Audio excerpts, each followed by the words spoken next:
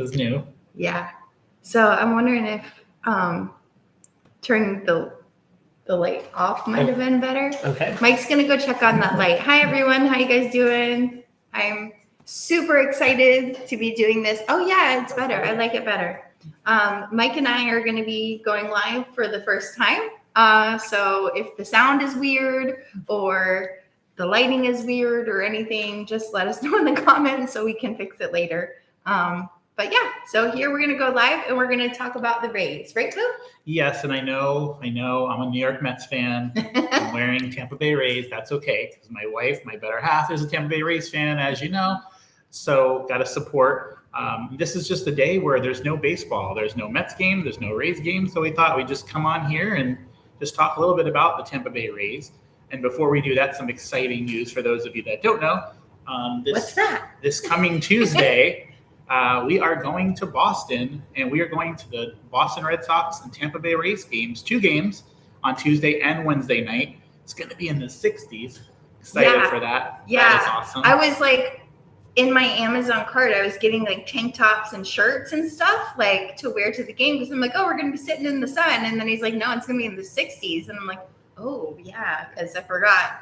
Well, I didn't forget, but like Boston, it's not going to be like summer there like it is here. Even though it's technically not summer yet, but yeah, we're shipping off to Boston. Yeah, and I think we're going to be okay. We're not going dressed in Yankees gear. I know the Rays are in Boston's division. We were a little worried about that, but we've been told that we should be okay as long as, we're not obnoxious. And, I'm sure there'll be some hecklers along the way, but that's okay. We're going into, I guess, quote unquote, enemy territory. Yeah. But they'll be glad to have us, I'm sure. So we got great seats, and we'll go live from Fenway. Yeah, because I've never been there before, so I'm super excited about that because I've really only been to 2 MLB stadiums before. One was the Tampa Bay Rays Stadium, Tropicana Field, and then the other one was the Miami Marlins Stadium, which Miami Marlins is a cleaner, newer stadium. Rays, no, that's bad.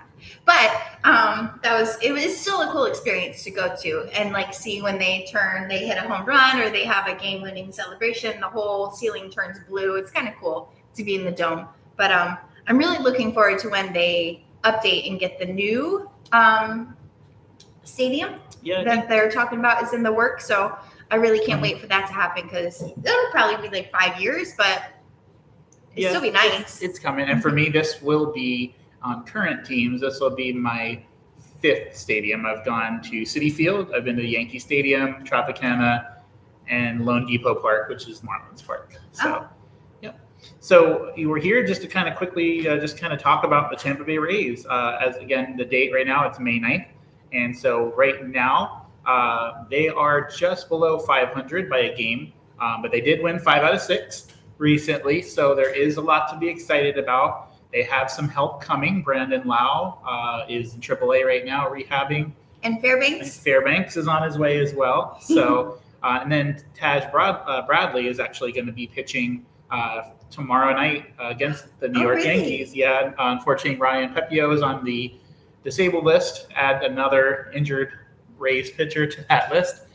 There's 4 other ones there that are just waiting to come back. Yeah, so that's what's hurting us the most. And I say us, like I'm playing, like I'm sitting at home on my couch watching. So it's what's hurting them the most is that they have so many of their starters sitting on the injured list, and it's really hurting them.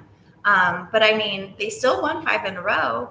Yeah. They lost the last game, but 5 in a row. 5. I keep doing this. 5. You can't see me. Okay. So it'll be fun. As I am a fan of the Rays myself, but you are the number 1 Rays fan in this household. So I thought it'd be fun. I'll just throw a few names of some Rays players and just give me your quick thoughts on how they're doing so far. Okay. Surprise. Number 1, let's go with Jose Siri. I'm going to get some static for this one, and I know it, and I'm sorry. I apologize in advance, but I think he's a showboat and a hothead, and I don't think that his attitude is the best. Definitely not someone I would want any of our children to be looking up to because that's not like a godly attitude. So I feel like he could tone it down a little bit and maybe, spread some smiles instead of, his little attitude. Yeah, I think someone like him needs to prove he needs to be humbled a little bit. Give him several days off a week. Make him earn that starting job back. I think he was getting a little bit too, like she said, showboaty.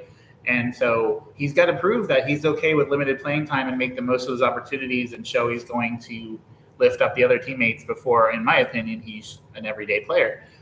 So going from there, what about Yandy Diaz? Yandy Diaz is an amazing player. He's gotten on base a lot this season, but he has not hit very many home runs. And I think he's one of the bigger performance players. And so with all of the starters on the injured list and with him not performing as well as he did last season, I think that's a big reason why they're below 500 right now. But I mean, he's still getting on base a lot. So, I mean, he's doing good, just not as good as he did last year. Yeah, last year he was the MVP, of the batting champion, I should say, not the MVP, batting champion last year. So anything is going below that is going to feel like a letdown. But if he can turn this thing around again, it's still only early May, so I think he has an opportunity to do that. What about Randy Rosarina? What about him? Okay, so I don't know if everyone knows, but he is my favorite Ray by far. He is not performing as well as he did last season either.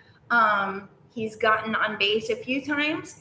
I was looking at his stats earlier. I can't remember them off the top of my head, but I want to say he struck out 46 times. And that's not the normal Randy that we all know and love.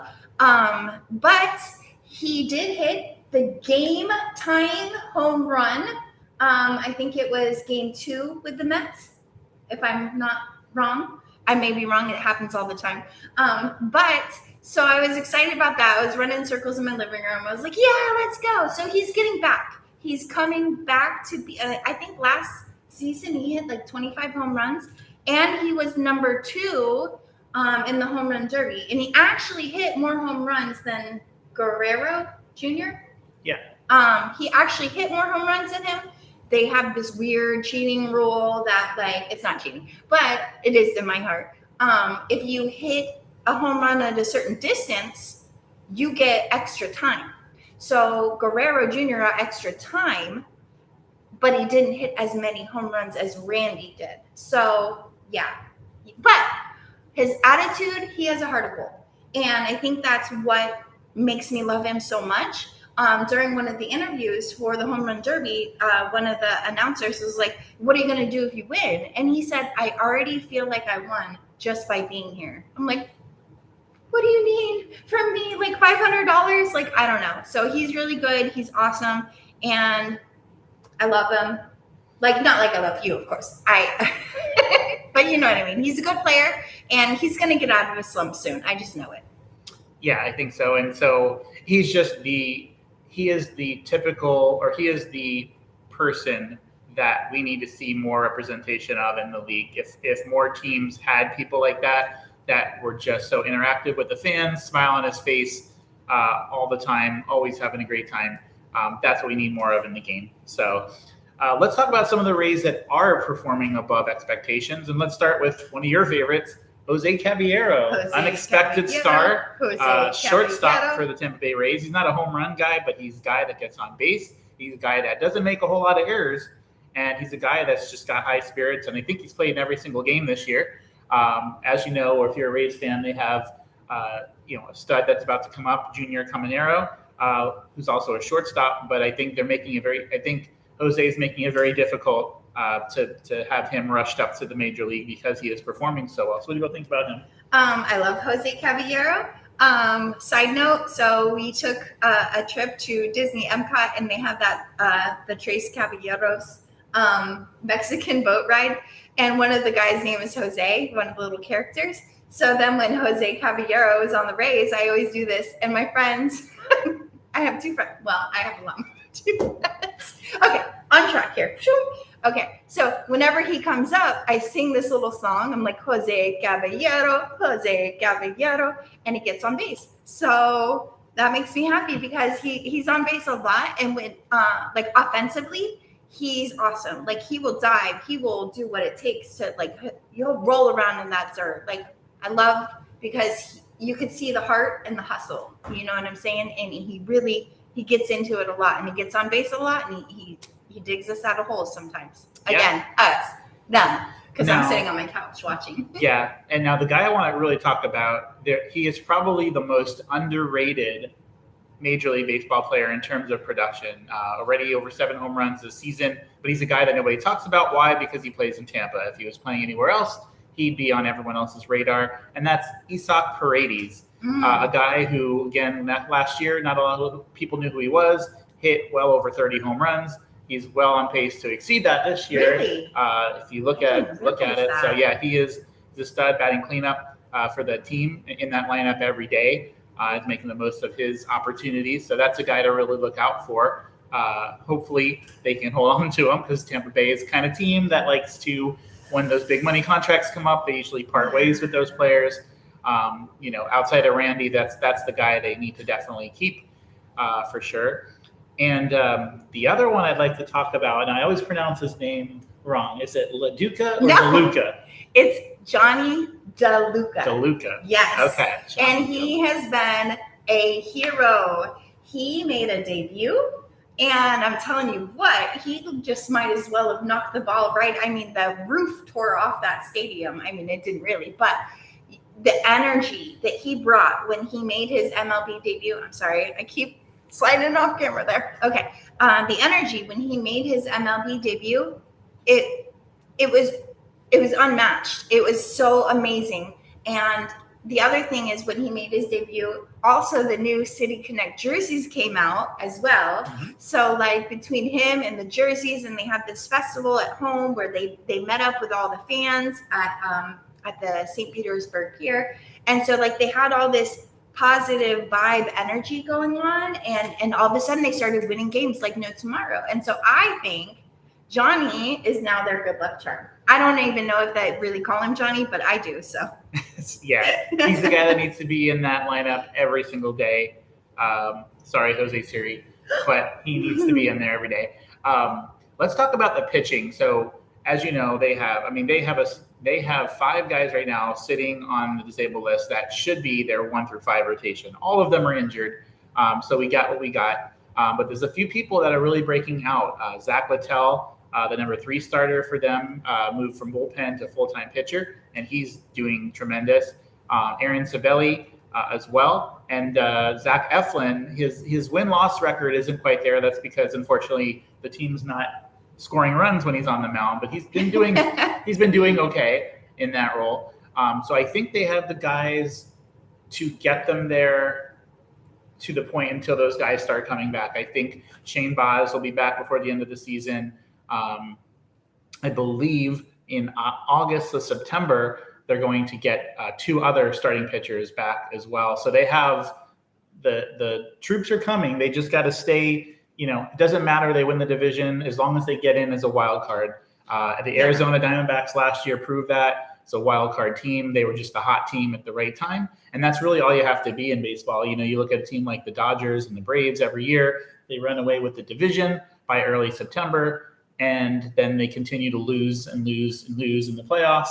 And I think that's because they stopped playing games that matter so early. Yeah. Whereas the team like last year happened to be the Diamondbacks and the Texas Rangers. They were on fire when it counted most and took that momentum straight through to the playoffs. Yeah. So, it's early season right now. As we stand, Tampa Bay is 4th in the division.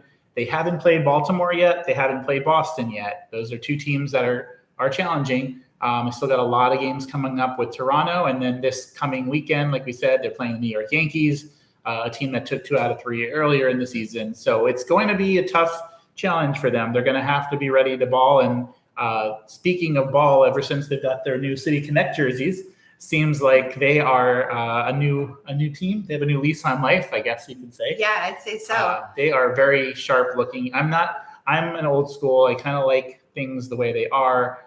Don't like a lot of change when it comes to uniforms. I love it. I think it's the coolest thing ever. I mean, I would totally buy one if they weren't $180 right now. But yeah, I'm a fan too. Like I was saying, like usually don't like it, but I think they're great. I don't know if they're necessarily the reason why they are winning or No, not. no. I'm sure it has to do. I think it has to do with the camaraderie that they got when they came home and they had the festival down at the St. Petersburg Pier. They had a fan meet and greet, and they got to take the pictures with their favorite players and stuff like that. So they had a lot of love when they came home, and then a whole lot of love of people saying, "Oh, I love that uniform. I love that." Just a lot of love, and it really, really showed. In the next 5 games, they just completely cleaned clocks, and so that was awesome to watch. Because even as a fan, I'm still sitting there singing to the TV. My team's losing, but I'm like, whatever. Jose Caballero's on pace, So I'm still, a diehard. But I loved watching that energy shift when they got, a lot of people are like, oh, it's the New Jerseys, and I get it. A lot of these baseball guys are very superstitious, so they believe that it's the jerseys that made the difference. I know I've heard of guys that won't change their socks all season, and that's probably terrible. But so I see why they would think that. But I can't wait until we go to Boston and we see them, because I hope that we're gonna go in. We're going to go early so we can see batting practice, and then hopefully I can be like, Randy, throw me a ball or whatever. I mean, it's going to be so exciting. And so I can't wait to see them live, because I haven't got to see them live yet this year. And it's a fun energy to be at St. Petersburg, to be at the Tropicana field. So I'm excited what to see is going to happen at Fenway, because wasn't it you that was telling me they all get up during the 7th inning and they sing Sweet Caroline and stuff? Yeah. I'm excited for that. It's going to be like a scene of the movie. I think it was Fever Pitch with Drew Barrymore? And Jimmy Fallon. Yeah. So super excited. So before we talk the last part about what we're going to talk about, kind of wrap things up here. Before we do that, I just want to again thank all the supporters, over 100 and subscribers now, just over 2 months in. That's awesome. So I just want to say thank you. As you know, right now we currently have 10 podcasts on the channel. We'll be dropping the 11th one tomorrow. I'm excited for that one. Wow. That is Chris Bennett. He is with Nashville Tax Solutions, who is a sponsor for this channel. And he's got I'm not going to, spoil the whatever the expression is, but he's got more than just to talk about than just Nashville Tax Solutions. He has a lot of experience with baseball in different areas. So we'll let you guys see that tomorrow, but that's coming out tomorrow. I'm super excited for that. A lot of other cool videos to come. We spoke with a former Major League Baseball umpire that's on the way. We have the head beer vendor actually coming up from the Chicago Cubs at Wrigley Field. He does hot dogs and beer vendor work there, and he's also the owner of Bracketology TV, which is super cool.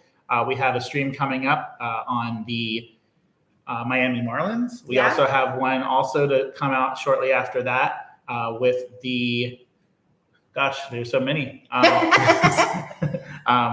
You know what? I'll let you wait for the other ones. There's a couple other ones that are going to come out, but just stay tuned. You're going to see a lot more of the two of us on this channel between our weekly videos. That, as you know, the podcast typically come out on Friday morning. So there's 6 other days in the week. So we thought we'd throw some other content at you between then and now. So let's wrap things up with Tampa Bay. Right now, where do you see this team finishing at the end of the season? At the end of the season? Yeah. Do I speak positivity or do I speak reality? I believe they're going to get a wild card. They're going to get in on a wild card, and they're gonna do unexpected things like they have been every single season. Everybody always tries to write them off, and they're not having it. They're going to fight it out till the end. Do I expect them to win the series? No, I don't. Sadly, I don't. 2 years ago, I totally did. But they're going to get a wild card, and they're gonna, I don't know, they might get eliminated early on.